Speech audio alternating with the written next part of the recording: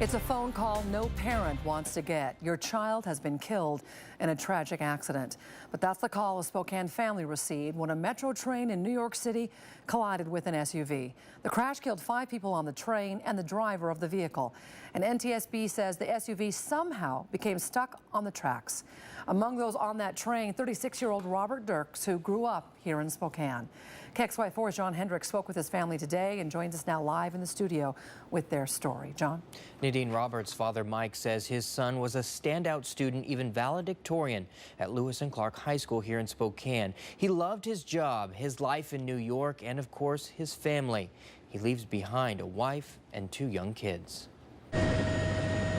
Tuesday night shouldn't have ended this way. You have 7 people who started out today to go about their business and aren't going to be making it home tonight. Those 7 killed when a New York City metro train collided with a car stuck on the tracks. It's a painful reminder to all of us how precious life is. Among those precious lives, 36-year-old Robert Dirks, who spent most of his life here in Spokane. He wanted to be number 1, but he did not really want the limelight.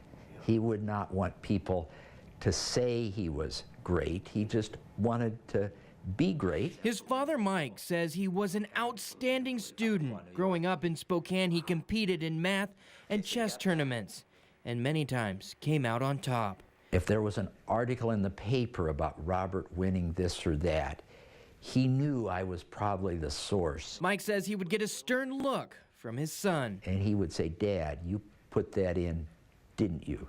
And usually I would fess up. Sometimes I would demur. An outstanding student and a leader at his job at D.E. Shaw Research in New York.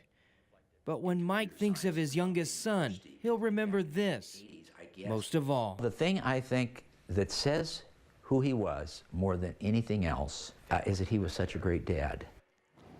Mike says he was set to retire from teaching later this year here in Spokane. He decided this week to leave early so he and his wife can be there for their 2 grandkids and his daughter-in-law.